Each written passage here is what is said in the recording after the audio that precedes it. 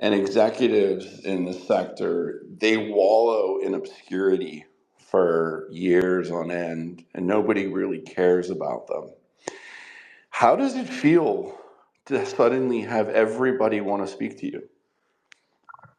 Um, well, look, it feels pretty nice, but it's also, I think it's kind of bittersweet because I think a lot of us have got we have really good ideas and good projects, and it takes especially if they're greenfields plays, it takes time to bring them to fruition. But look, I'm really enjoying being popular, and I like talking about where we've come from and what we've done, and to make the discoveries that we've made on the project. So it's nice to have an ear that is really keen to hear the story, rather than me trying to put the story out in front of people, when they're sort of maybe thinking about something else.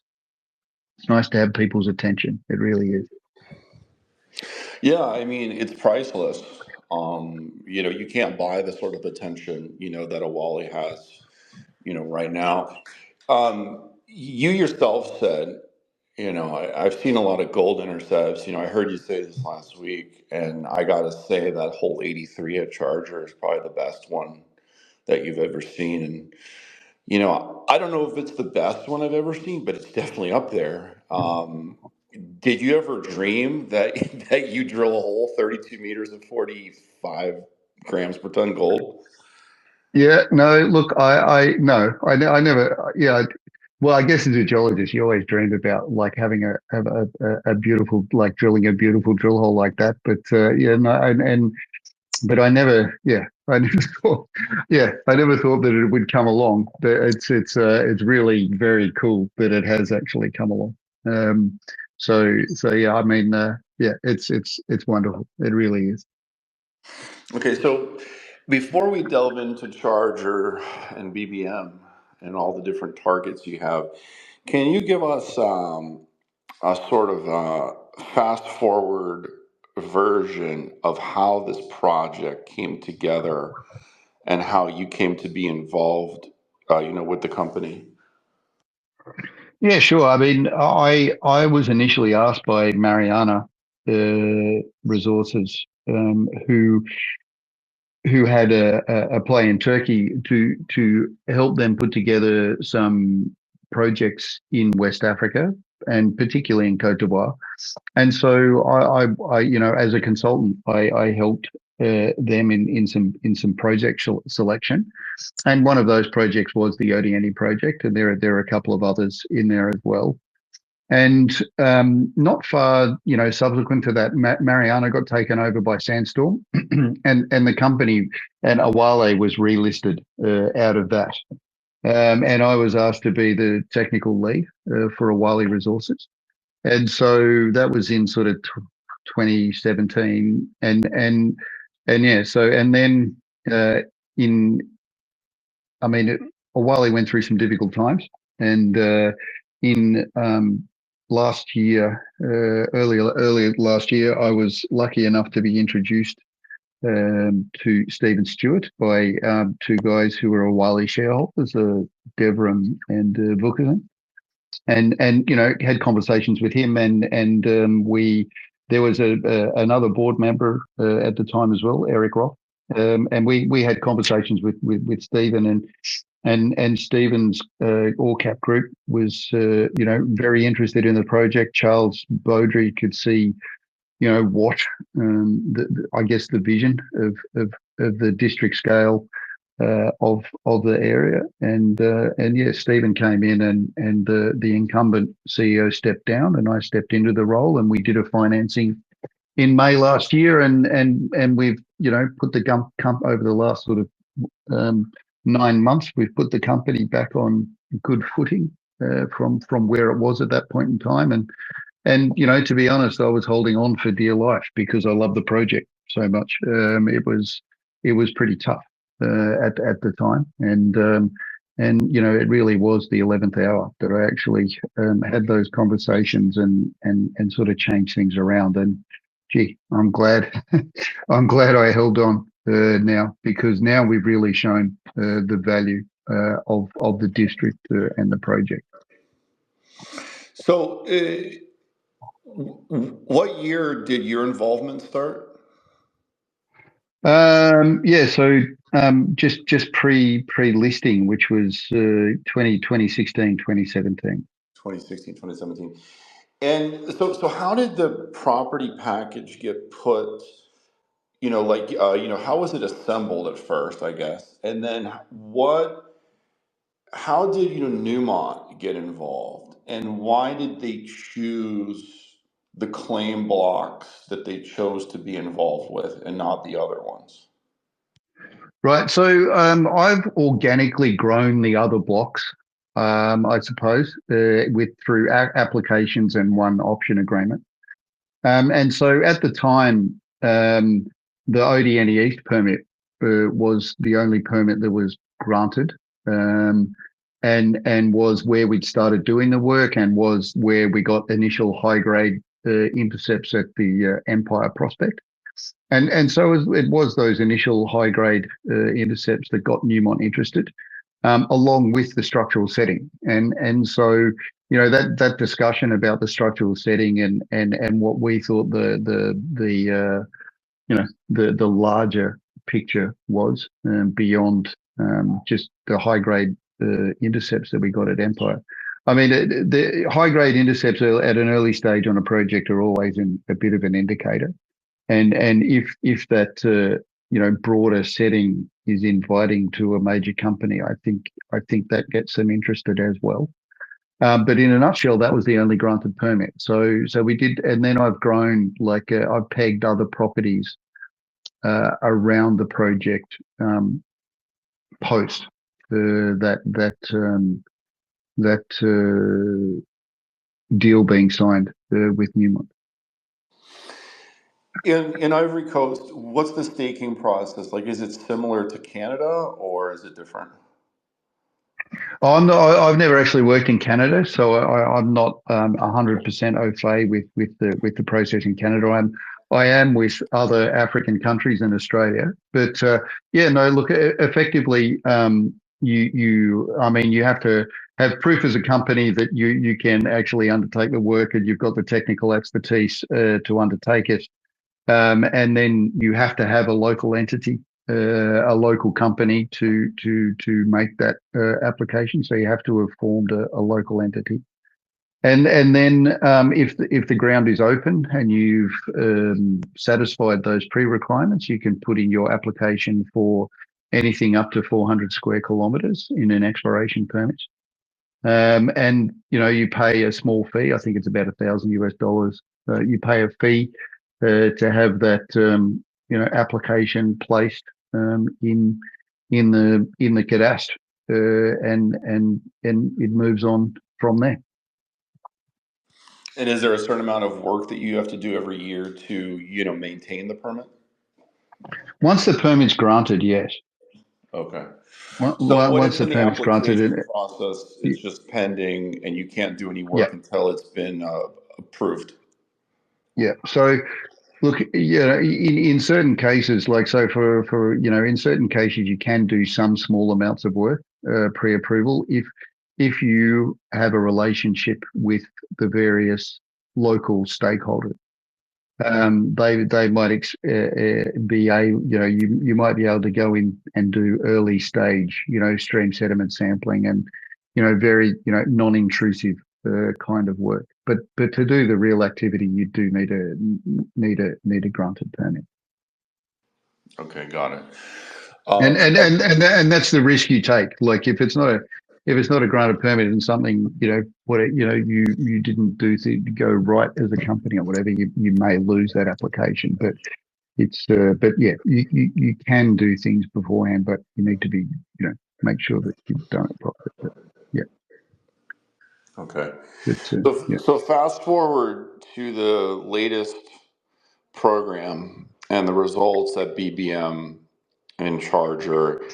The company has really undergone a transformation in just the last few months.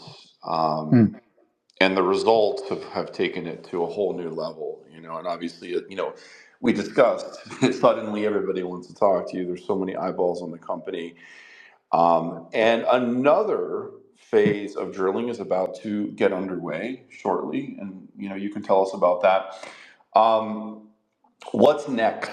You've reported most of the results. I think there's some results still pending from Lando. correct. What's next, for Awale, and what will be the first target that you drill in this next phase?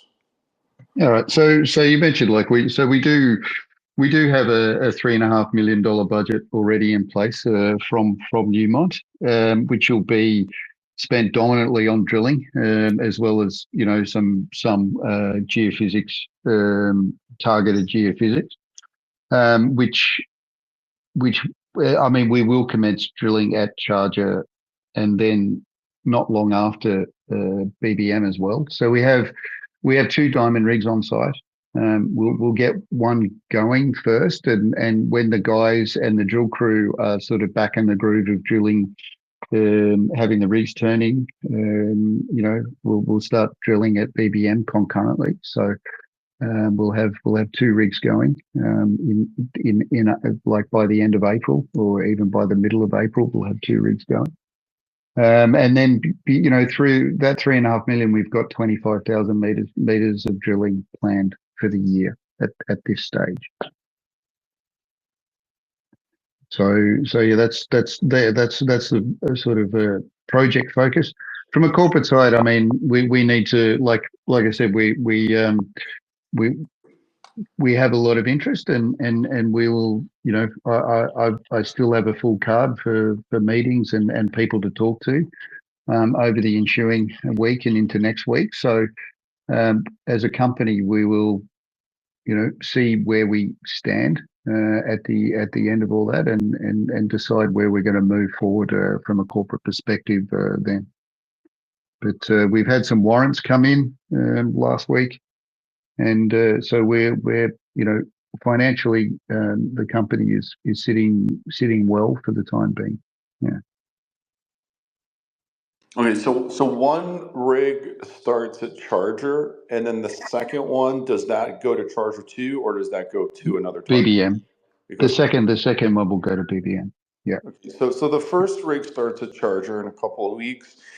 And what are you doing? Are you just testing that same pipe down plunge? Yeah. So we've got a program planned to try and. I mean, they are breccia pipes, so geometrically they're not as simple. I say that BBM is like a geologist dream because it's a tabular ore body with plunging chutes. So it's in a way it's a much easier target to chase. But yeah, so we've got some step out holes and down dip plunge holes to try and see if we can actually connect the three pipes, at least two of the three pipes together that we've started with to start with, and then also some deeper drilling that goes right down underneath the system. So we're just this week finishing off. Like we finished on the ground, we'll be finishing on the ground some deep IP lines at Charger. And so just before we start drilling, we'll also have eyes on that as planning for deeper drilling at Charger as well. And just to give us some context, hole 83, it tagged into this super high grade gold at what vertical Mm-hmm. depth approximately?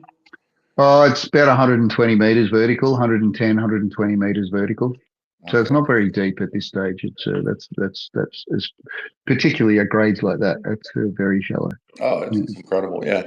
So Yeah. your model, like I'm sure you have a model. You have a diagram, a concept diagram in Yeah. the deck. Yeah. Well, there's the idea that the pipes coalesce at depth. What's your Yeah. model? Is that they coalesce at Well, 400 the idea meters? is that so it's hosted within an intrusion. and then there is the idea is that there is another pulse or of that same from that same sort of magma chamber, I guess, at depth, which is actually driving the breccia system. And so you would get the fingers if you I just always explain it as fingers coming up, which are the things that we're drilling, and then where's the hand of that greater system, and a lot of the evidence that we're seeing sort of is pointing towards that sort of concept. So that's the idea of the next this next round of drilling. Does that make sense? Yeah, it makes sense. So Yeah. how many Yep. holes do you have, allotted to test this theory, the fingers on the hand theory? Oh, we've got roughly 8 holes. I think there's 8 holes planned at the moment, and some of that's quite deep. So I think we're it's about 3,500 meters in all told. I think that's what it is. Okay, so you're gonna push some holes down about 400 to 500 meters and really Yeah, test this depth. that's the idea. And I know the biggest step back might even be up to 600 meters, depending on how things look from this other drilling. So yeah, it could be quite deep that step back. Okay, so that, if I heard you right, that starts in 2 weeks at Charger. That actually, I mean, the drill crews are mobilized, so we could even have a rig turn by the end of this week, I think. Okay, and then the second rig will get started a few weeks later, and that's at another Yeah. target. Can you tell us about that?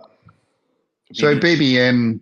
BBM, so I think something we haven't really talked about is that all these for us all these targets are interrelated. So they're all part of a greater system, and they all have the same fingerprint. And what you find is that we get things that are more the gold to copper ratio is higher at one end, and then the copper to gold ratio is higher at the other end, and we're finding things like on a continuum in between.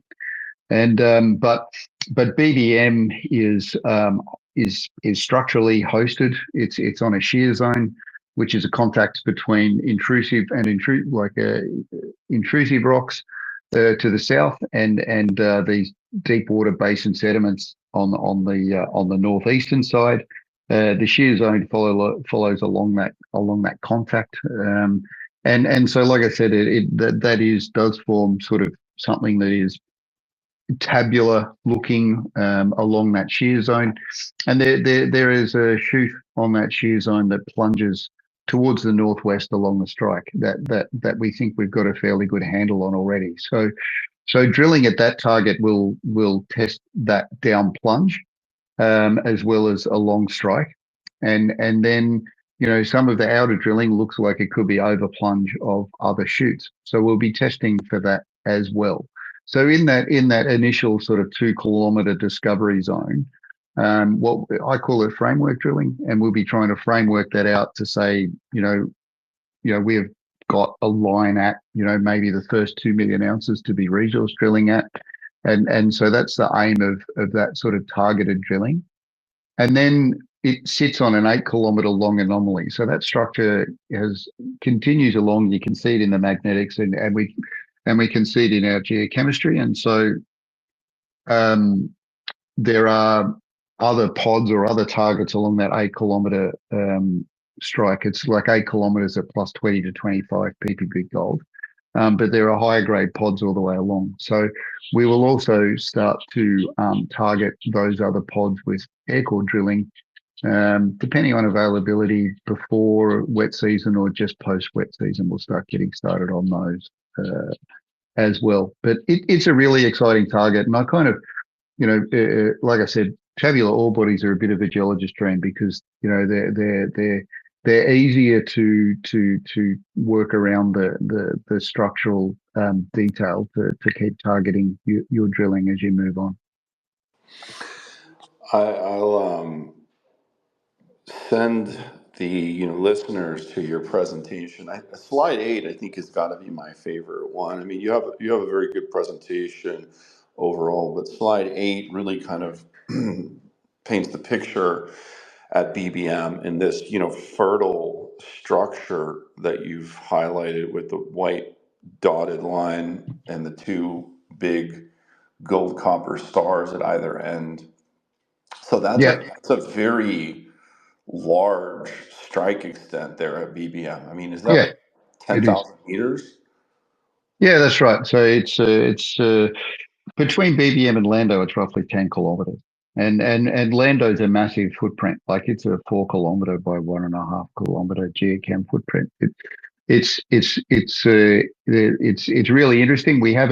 I mean, we haven't unwrapped Lando yet, if you like. It's going to be a really interesting target in the pipeline.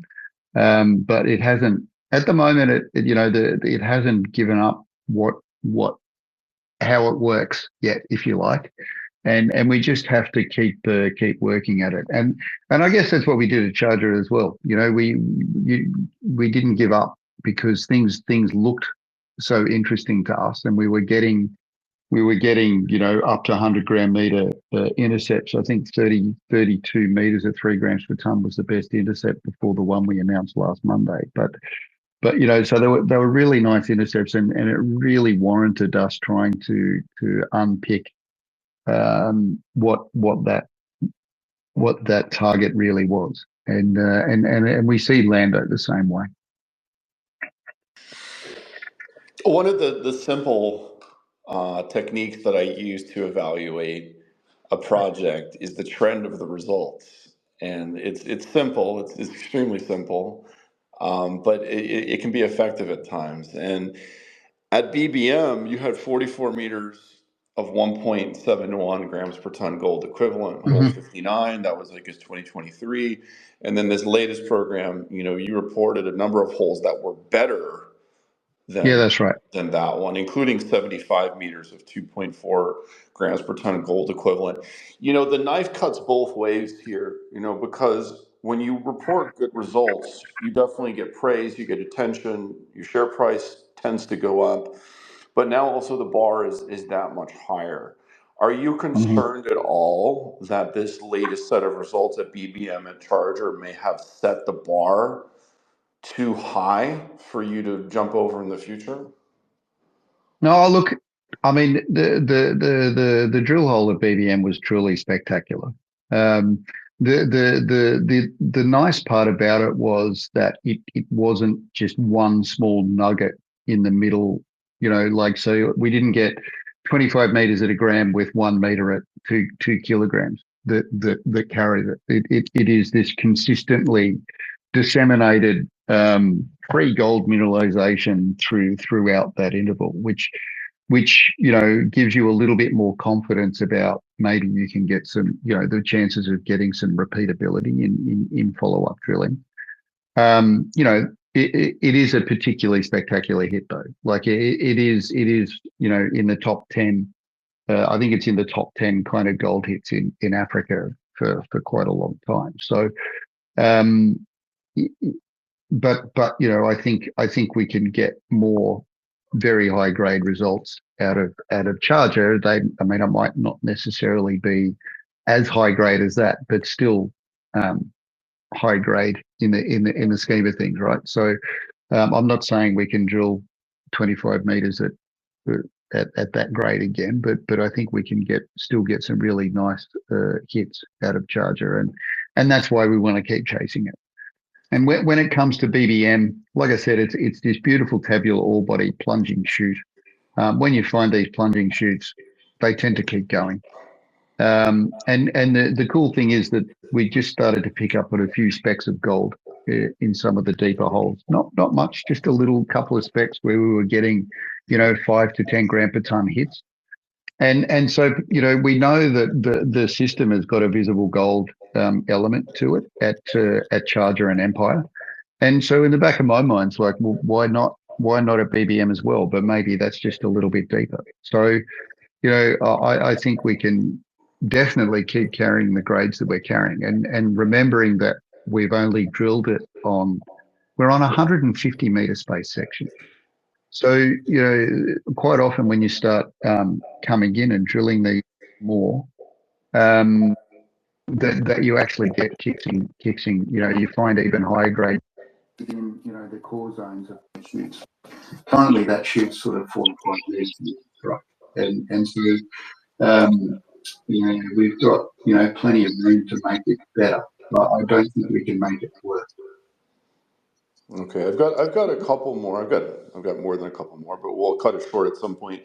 I do want to take a question from the audience. We have a pretty good audience here today. If anybody has a question for Andrew Chubb, CEO of Awalé Resources, please ask to speak, and I'll activate your speaker capabilities. A question about Charger. So, you know, all eyes on Charger right now, and obviously that's where the rig is going straight away here in April. There's VG here, some pretty gaudy, you know, looking core in some of the holes at Charger. I mean, you probably know whether you're in it or not, you know, as you see the core come out. What are your thoughts on, you know, if you hit some stuff like hole 83, you don't have assays back, do you post core pics? Do you put out news about the, you know, visuals that you're seeing? Are you having any thoughts on that topic? I my preference is to wait for the assays. I mean, you know, if you the core that comes from 83 looks the same as like a core from 44, and the drill chips from RC hole 132, or you know, core from hole 53, or you know, DD 53 or DD 45 as well. So they all look quite similar. They all get a lot of, you know, there is visible gold in all those drill holes, and the grade varies differently. I think 83 just had a lot more very fine dusting of gold, which has really kicked the grade up, and obviously a little bit more of the chunky stuff as well. But really, you know, until you get the assays back, it's you know, I don't mind talking about it. So, you know, pre results from BBM and Charger, I did a webinar and just discussed the geology, and said the geology looked pretty nice, and you know, we were seeing the right things. But to sort of, I still have a preference for seeing the results beforehand. It saves me from shooting, you know, people getting grumpy because of, you know, they think, they look at, yeah, I mean, you would look at it and think, well, you know, Andrew's trying to pump things up before they actually come out. You know, I don't think it hurts to discuss geology, but really the proof's in the assays. That's Gold the is most important tricky, thing. and the visuals don't tell you if it's 3 grams or 30 grams. I mean, that's basically, you know, what you're saying. Yeah, I mean, you start seeing some VG, like you can start seeing some VG when you're getting 10 grams per ton. But sometimes you're seeing a small bit of VG and you actually get 3 times that, or you might only get 2. So it is pretty variable.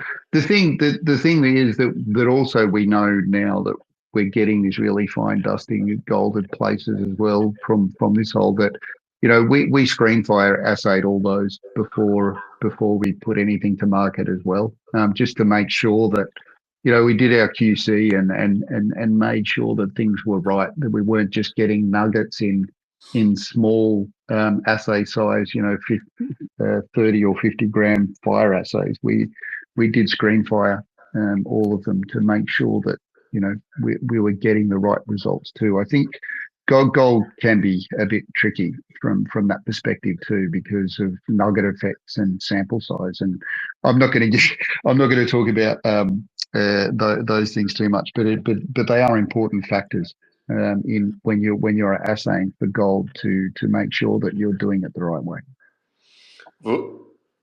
Vukashin, go ahead and unmute and ask your question. Yeah, hi guys. I hope my sound is fine, right? Yes, mate, we can hear you. Yeah, I just have a quick question regarding the IP. Where is IP going to be done, and do we expect a separate news release on this in the meanwhile with some graphics? Yeah, like I said, we just finished like on the ground at Charger over the weekend. So that that will be processed during the week. So hopefully we'll see some processed IP during the week this week, and we can look at putting it out to data, putting that out in the public arena. I think it's really hard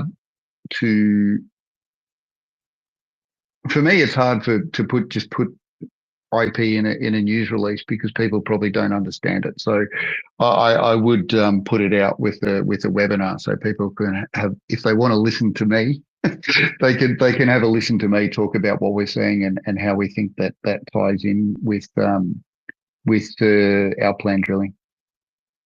And then beyond that, we're doing an orientation survey at BBM. So we haven't done any IP at BBM before. So we're doing an orientation survey at BBM to see how that looks in relation to what we know with the geology and how good that will be as a targeting tool as we move along that 8 kilometres of strike. And then finally, we're actually going to do some deep IP lines at Sceptre East. So we have done a couple there, but we, to paint a better picture, we're doing some more. And what about Lando, perhaps? We do have a couple. I mean, I've never published them, but we do have some IP lines at Lando that we have done IP on as well. But I've never that was completed before the last couple of drill programs the scout holes that we drilled. Yep. So yeah, I've never actually published. Published those results because for no particular reason at all, other than what I just said is I guess without color from me talking about them or that understanding, I'm not sure that the people. I just get concerned people get excited about color maps and targets from color maps, whereas they might not be really valid targets and things like that from those beautiful colored maps that you get from IP surveys. Yep, but in any case, we should get some form of news in the meanwhile, whether it is you put it Sure. in a news release or you do a webinar or anything of that sort. Yeah, sure. I guess I'm more aware now than I was in the past about how much interest there is in things like that from people like yourself, and so that's been a really good lesson for me since I took the reins in May is that of May of last year in understanding that there really are people out there who love that deep dive and love talking to me and looking at that data. So I'm really quite happy to start putting that out there rather than just the company looking at that as like pipeline stuff for drilling holes and comparing to our geochemistry, etc. That's something that I've learnt in the last 12 months. So which is really good to know, and I'm really happy to share that information. Perfect. And I just have one last quick question regarding Sceptre Main. Are you guys maybe planning for some scout work there with a different approach together as you go on Sceptre East this year as well? Look, I've got to see where the budget lands at the end of this year. So I've got a discussion with like I said, I haven't had a discussion with Newmont about budget since the BBM and Charger results because things have just been so crazy. So we've been just pushing forward with the budget we've got, which is not insignificant anyway. But yeah, I always would like to allow a small percentage of the total drill budget to go to progressing pipeline targets, and Sceptre Main is definitely one of those. But I assume that you would prioritize figuring out Lando this year to get some juicier numbers out of there, even though nothing has been barren so Yeah, far. that's right. So, like Yeah. I said, well, I don't think Lando hasn't given up what it really how that beautiful anomaly is put together yet. And Yep. and we've been focused on the drill holes that we've drilled. We've been focused on an outcropping ridge because we got more information. But we know from the geophysics that there's an intrusion further to the east. And so I think we just need to sort of be put some, I guess, what I would call a system drill line, a couple of system drill lines all the way across the anomaly to see what the subsurface is telling us, because the trying to target things on that outcropping ridge hasn't, right? It's been given results, but not the results that really get you excited. So, but like I said, it's a beautiful target, and based on all the other work that we've done, I feel comfortable saying I just don't think Lando's quite given up how it's how it's put together, that mineralization yet. So we Yeah, and just need to especially keep working at it. yeah, especially because I think you mentioned it has two limbs basically, and you just partially touched the first Yeah, one, so which is yeah, yeah, we're on the first limb because it's outcropping, and we had a bit more geology, and look, Lando is definitely folded and things like that as well. So which is just adds a little layer of complexity for us to sort out, yep, but we'll sort it out. That's what we do, right? We yep. we really like having these kind of problems because it's what keeps you going as a geologist. Yeah, and pertinent to your point on the budget this year, if I may just take 20 seconds, guys. One thing I didn't mention in the last space is, so Andrew mentioned 3.5 million US from Newmont for this year. That's actually a pretty big amount of capital that goes straight into the ground for this part of the world. Drilling here, and if I'm wrong, Andrew can correct me, of course, but drilling here is like $200 per meter all in at the very worst. Most of it, even if you do RC, it's much cheaper than that. And so there's a lot of work that can be done for not too much invested capital. That's what, just a side note I forgot to mention in our first space. It's significantly cheaper than the Americas, which is what a lot of people are familiar with. Yeah, it's significantly cheaper. All right, thank you. Final question, Andrew, and then we'll wrap up. I feel like Sure. Awale and the Odienné Project is a very fertile topic, which can be discussed hours on end. But let's cut it for today, and we'll resume at a later date. Can you just give us a quick summation of the Newmont JV agreement, where it currently stands? And after this phase of drilling, will they be the operator of the project? Are they going to get their guys to operate the rigs and all of that? Can you just tell us how that works? Look, in the option agreement, in the earning agreement, they can choose to be operated at this juncture. So in phase one, it was always agreed that Awale would be operators, but we are entering into phase two, and there is an option for them to become operators. But at the moment, the discussions I've had, there is no appetite for that. And I think we've done a pretty good job so far with the budgets that we've been given for the joint venture. We've made discoveries. We've really shifted the value of the project along for Awale and for Newmont. So at the moment there's no appetite to make those any changes like that. We've got the team on the ground. We've got good people. A fantastic Ivorian team, a couple of good expats, and including myself to we are best positioned to keep driving the project forward, I think, and I think they see it that way as well. So they respect that the project best, your team, knows it best, and the results speak for itself. So just let you Yeah, continue to be the operator.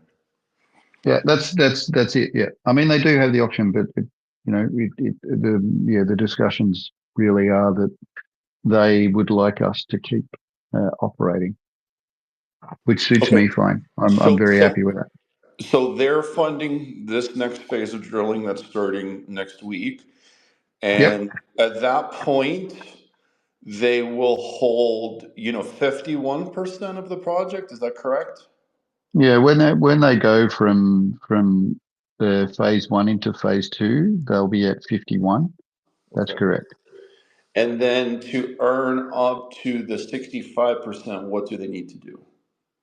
Spend another 10 million US dollars and deliver a 2 million ounce resource, 2 million ounce compliant resource.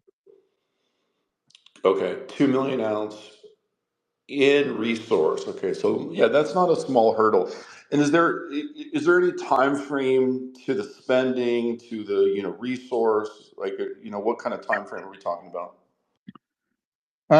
Look, I guess the time frame is the clock ticks for everyone. So we have a $3.5 million budget for this year, and there is always contingency as well. And so they know that they need to move the project forward, and we do as well. So I think that's the proof's in the fact that Newmont have been involved for 18 months. We're through phase one in that 18 months. We spent 5 million, and we already have the budget moving forward, and I think we'll just see that budget keep moving forward and potentially expand, like in what the spend is per annum. I think that's the way the project is headed, or the joint venture project is headed. Okay, fantastic. Thank you.